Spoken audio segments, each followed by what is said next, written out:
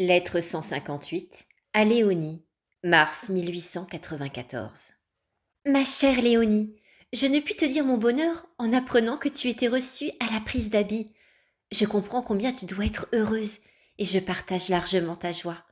Chère petite sœur, que le bon Dieu a bien récompensé tes efforts. Je me rappelle ce que tu me disais au parloir avant ton entrée dans l'Arche sainte.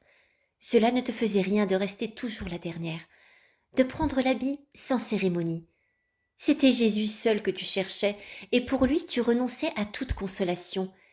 Mais comme notre Père chéri nous le répétait souvent, le bon Dieu ne se laisse jamais vaincre en générosité.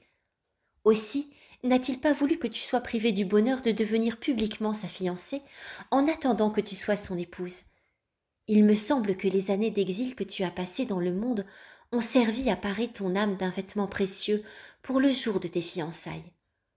Aux tristes journées d'hiver ont succédé pour toi les jours radieux du printemps, et Jésus te dit comme à l'épouse des cantiques: déjà l'hiver est passé, les pluies se sont écoulées. Lève-toi, ma bien-aimée, ma colombe, et viens.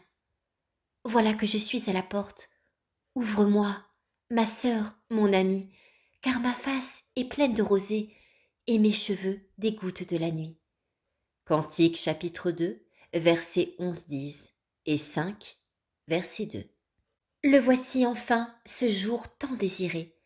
Depuis longtemps tu soupirais après la visite de Jésus, et tu lui disais comme l'épouse: qui me donnera, mon bien-aimé, de vous trouver seul dehors, afin que je puisse vous donner un baiser, et qu'à l'avenir personne ne me méprise.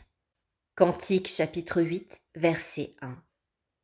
Le voici enfin le jour tant désiré. Tu n'avais pas encore, ma chère petite sœur, rencontré Jésus devant le monde, mais après l'avoir cherché, avec un grand soin, le voici enfin qui vient lui-même à toi. Tu consentais à le trouver seul dehors, mais lui désire te donner un baiser, devant tout le monde, afin que personne n'ignore qu'il a posé son signe sur ton front et que jamais tu ne recevras d'autre amant que lui. Annotation, extrait issu d'après le Cantique, chapitre 8, verset 6. Ma chère Léonie, j'oublie de te remercier de la lettre. C'est par là que j'aurais dû commencer, mais tu comprends, n'est-ce pas que c'est la joie que je ressens de ton grand bonheur qui seul m'a fait commettre cet oubli? J'espère que tes vœux seront bientôt comblés et que votre bon chapelain va se guérir promptement. Je te prie, ma chère petite sœur, d'offrir mon respectueux souvenir à ta bonne et vénérée mère. Je suis comme toi bien heureuse que ce soit elle qui te donne le saint habit.